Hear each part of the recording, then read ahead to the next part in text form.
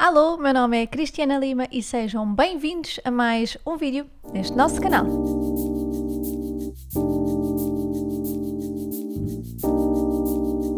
Como já viram pelo título deste vídeo, eu hoje vou falar-vos um pouco sobre as doenças mentais que são mais comuns, para percebermos um pouco melhor como é que elas se manifestam e também tentarmos de alguma forma eliminarmos aqui alguns estigmas que estão associados a algumas doenças mentais. Mas antes de começarmos a falar sobre as doenças mentais, eu gostava de começar por vos dizer que este vídeo não tem como qualquer propósito de ser usado como fonte de diagnóstico.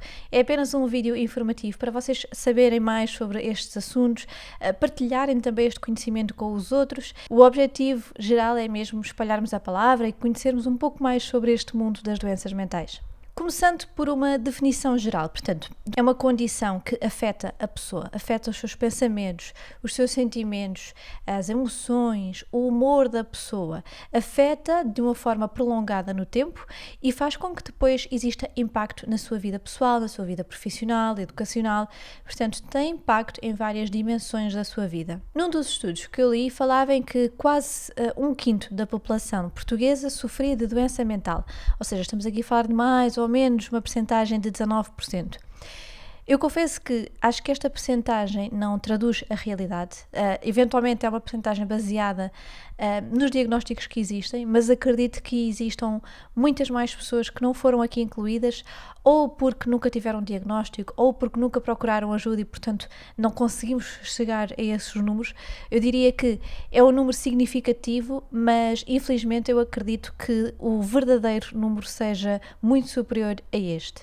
Sendo que um dos problemas mentais mais comuns, no caso da população portuguesa e também em outros países, é a ansiedade. No caso da Europa, estima-se que aproximadamente 21 milhões de pessoas vivam diariamente com este problema. E logo de seguida temos a depressão, portanto, a ansiedade e a depressão são das mais comuns. No caso da depressão foram apontados números a cerca de 21 milhões de pessoas que sofrem de depressão. E dentro das doenças mentais temos depois outras que são consideradas ainda mais graves, como é o caso da doença bipolar, e aqui, em relação aos estudos que foram realizados na Europa, estima-se que cerca de 5 milhões de pessoas sofrem da doença bipolar. A União Europeia, o ano passado, em 2023, fez um relatório porque tinha como base esta preocupação do aumento do número de pessoas com diagnóstico de doença mental. E aquilo que eles verificaram, que serviu de alguma forma de base para este relatório, era que cerca de 9 milhões de adolescentes na Europa viviam ou com, por exemplo, ansiedade ou com depressão, e estas acabariam por ser as perturbações mentais mais prevalentes na camada jovem. E este foi usado como argumento principal para a importância da elaboração deste relatório. E os números que foram divulgados neste relatório são bastante preocupantes. Aquilo que se verificou foi que aproximadamente 35% dos jovens até aos 14 anos eram diagnosticados com doenças mentais. Depois, cerca de 63% da população na Europa era diagnosticada com alguma perturbação mental até aos 25 anos. Nós estamos a falar de percentagens muitíssimo elevadas, daí a importância de nós falarmos sobre este assunto e incentivarmos, lá está, ou a procura precoce por ajuda, ou então, se de alguma forma não houve esta ajuda na idade da adolescência, na idade jovem, nós podemos sempre procurar ajuda na idade adulta. O foco é realmente nós percebermos a importância destes números e termos um pouco mais de consciência sobre o impacto que tem nas nossas vidas. Até porque nesse relatório foi também identificado que 70% das crianças e adolescentes não recebem tratamento precoce. Isto é um número extremamente elevado e lá está, como eu estava a dizer, isto vai ter depois consequências na vida adulta. Até porque vários estudos já confirmaram que indivíduos que tenham doenças mentais têm uma maior prevalência de comorbilidades de doenças físicas. Daí ser sempre importante nós fazermos este balanço entre a saúde mental, entre a saúde física, porque elas não são separáveis, elas caminham a par e passo, têm ambas a sua importância. E agora sim, falando sobre as doenças mentais mais comuns. Como já vos disse, a ansiedade é uma delas. Quando nós falamos em ansiedade, nós podemos falar de vários tipos de perturbação da ansiedade. Podemos falar da perturbação da ansiedade generalizada, da perturbação obsessivo-compulsiva, da perturbação da ansiedade social. No entanto, todas elas têm algo em comum. e aquilo que as caracteriza é a presença de uma preocupação exagerada. E esta preocupação faz com que depois existam impactos na vida da pessoa, impactos na vida profissional, na vida pessoal. Tudo isto vai fazer com que a pessoa, por exemplo, recuse convites, com que a pessoa se isole cada vez mais, havendo uma espécie de um efeito bola de neve, em que com mais a pessoa, lá está, se isola, mais se preocupa, acaba por ser cada vez mais difícil depois enfrentar estes desafios da vida. A boa notícia é que existe tratamento. Portanto, temos as psicoterapias, temos também tratamento à base de medicamentos, se for necessário então essa junção, e aqui também é importante nós percebermos que também não deve existir uma separação entre psiquiatria, entre psicologia, porque a verdade é que a maior parte das vezes elas caminham juntas, porque os dois processos trazem benefício para a pessoa e devem caminhar a par e passo. Um segundo grupo de perturbações que também é muito comum são as perturbações da personalidade. Perturbações de personalidade acabam por se caracterizar pela presença de comportamentos, de pensamentos que se tornam mal adaptativos. E quando nós dizemos mal adaptativos, nós não devemos confundir com, por exemplo, pessoas que nasceram numa determinada cultura e que não se identificam com aquela cultura. Portanto, elas de alguma forma não se adaptam àquela cultura. Não tem a ver com isto. O que acontece com estas pessoas é que estes comportamentos, estes pensamentos, estas emoções tornam-se de tal forma mal adaptativos que a pessoa acaba por sentir esse impacto na sua vida. E esse impacto depois faz com que a pessoa tenha emoções exageradas, tenha comportamentos impróprios, exagerados, impulsivos, levando lá está a esta tal dificuldade de adaptação ao meio. E também para estas perturbações é possível ter ajuda. E lá está, mais uma vez, aqui podemos usar o benefício da psicoterapia e da psiquiatria. Um terceiro grupo de perturbações que cada vez mais se fala pela internet, eu vejo inúmeras publicações sobre esta perturbação que é associada à hiperatividade e ao déficit de atenção.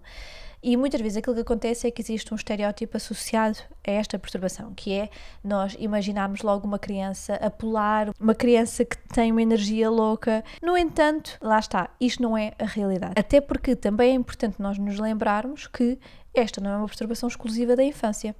O que acontece é que muitos são os adultos que acabam por ser diagnosticados. Eventualmente esta perturbação já vinha da sua infância, mas nunca foram diagnosticados corretamente, e em adultos acabam por realmente perceber o porquê de alguns comportamentos. Aqui nós podemos falar em questões como a pessoa ter dificuldade em começar e terminar uma tarefa. Aqui pode haver, por exemplo, eu começo agora uma tarefa, eu agora olho para uma outra tarefa e começo aquela também. Não tem a ver propriamente com esta questão de estar sempre elétrico, de estar sempre a fazer muitas coisas ao mesmo tempo. Às vezes são coisas mais simples e por isso é que às vezes as pessoas pensam que são apenas distraídas ou porque a sua cabeça está a pensar noutra coisa. A verdade é que muitas delas têm esta perturbação, mas nunca foram diagnosticadas. E tal como as outras, esta também é uma perturbação que pode ter o benefício de o acompanhamento profissional e lá está, se sentes que, por exemplo, podes te identificar com este tipo de perturbação, se sentes que nem sempre consegues terminar as tarefas, se sentes que te esqueces de muita coisa, que essas questões que vão acontecendo estão a ter impacto na tua vida profissional, por exemplo, procura ajuda profissional, porque pode até nem haver qualquer diagnóstico, mas é sempre bom nós tentarmos perceber um pouco mais do porquê de nós funcionarmos de certa forma. Um quarto grupo de perturbações, também muito ele conhecido, são as perturbações de stress pós-traumático. Claro que todos nós, em algum momento da nossa vida, já passámos por alguma situação que pode ter sido um pouco mais ansiogénica, um pouco mais estressante. Quase todos nós, se não mesmo todos nós, já passámos por alguma situação desse género. Porém, algumas pessoas acabam por viver esses momentos de uma forma tão intensa que se torna um trauma. Aqui nós podemos pegar em vários exemplos, podemos falar em questões associadas a desastres naturais, grandes tempestades em que as pessoas, por exemplo, perdem as suas casas ou veem algo acontecer muito drástico, pode estar associado a questões associadas ao terrorismo, a guerras, a morte de familiares de uma forma inesperada, verem acidentes ou participarem em acidentes. São inúmeras as situações que podem promover o desenvolvimento destes traumas. E aquilo que acontece, que que é muito comum nestas pessoas é que existe uma constante, de alguma forma, recapitulação no seu cérebro sobre aquele momento. Estas pessoas acabam por estar num constante modo de fuga ou de alerta, portanto, elas têm muito medo que aquela situação se volte a repetir, têm medo de que o perigo seja iminente, muitas vezes também têm flashbacks, ou seja, é como se estivessem a vivenciar aquela situação outra vez, têm pesadelos noturnos sobre aquela situação também. Isto acaba por ter um impacto muito grande na pessoa, fazendo com que por vezes elas até não consigam fazer determinadas atividades com medo de que, lá está, a tal situação se volte a repetir. Aqui, por exemplo, a terapia cognitiva comportamental já foi comprovada que ajuda em muito na promoção desta compreensão e, lá está, ultrapassar este trauma para se viver melhor com ele. E claro que depois também podemos recorrer a outras técnicas. Portanto, esta também é uma perturbação que pode ter ajuda profissional se assim o procurarem. E um sexto grupo está associado às perturbações que nós falámos aqui ao início deste vídeo, que estão associadas à depressão. Claro que quando nós falamos em depressão, muitas vezes as pessoas, e é aqui que também entram muitos estigmas, acabam por pensar que estamos só a falar de tristeza, estamos só a falar de momentos mais baixos, e claro que todos nós temos esses momentos de vez em quando na nossa vida, momentos em que estamos mais tristes, em que, lá está, associamos esta palavra do estamos mais deprimidos. Isto acaba por ser uma resposta natural a várias situações da nossa vida que também se torna de alguma forma adaptativa ao processo de crescimento e desenvolvimento do ser humano.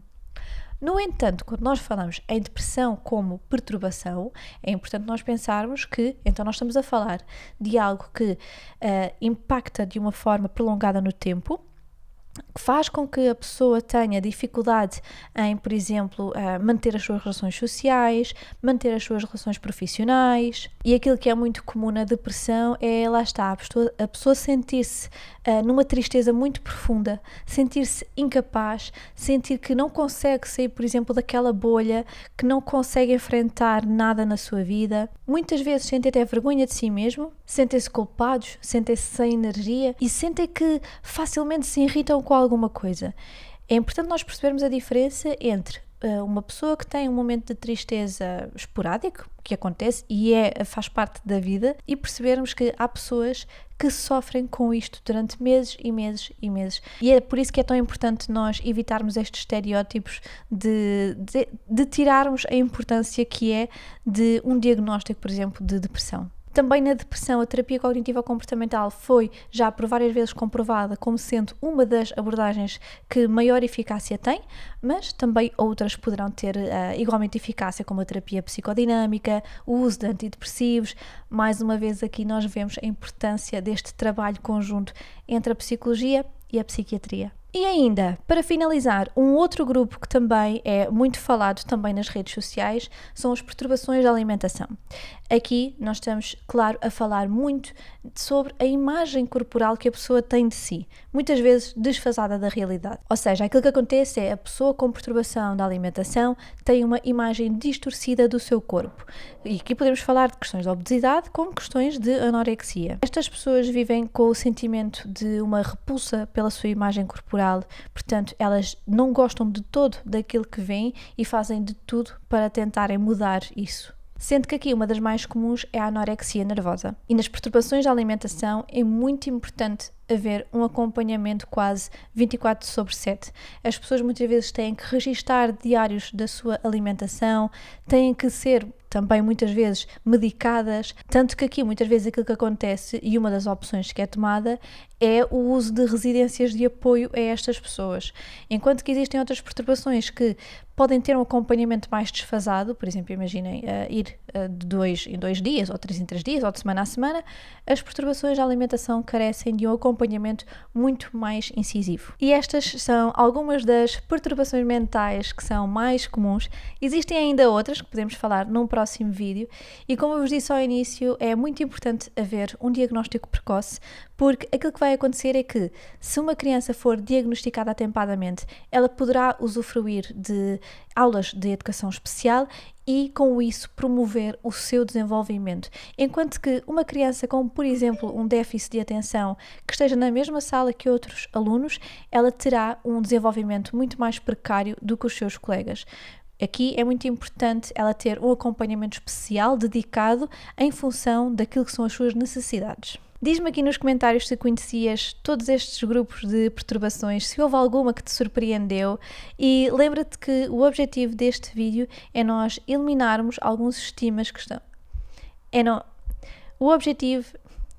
E lembra-te que o objetivo deste vídeo é eliminarmos alguns estigmas associados às perturbações mentais. Por isso, ajuda-me na promoção deste vídeo, partilha com as pessoas que tens à tua volta, partilha esta palavra para conseguirmos aos poucos ir trazendo cada vez mais conhecimento sobre aquilo que são as perturbações mentais e o impacto que elas têm na vida das pessoas. E lembra-te, se estás a lutar contra alguma perturbação mental ou se conheces alguém que tenha alguma perturbação mental, lembra-te que existem sempre ajudas. Existem linhas de apoio gratuitas, existem clínicas que também te poderão encaminhar para centros de ajuda.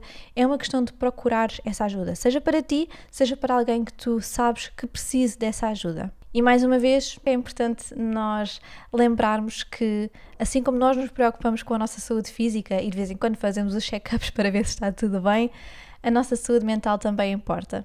As duas fazem parte de nós e devemos acompanhá-las. Espero que tenham aprendido um pouco mais sobre as perturbações mentais. Eu desejo o resto de um bom dia. Tchau!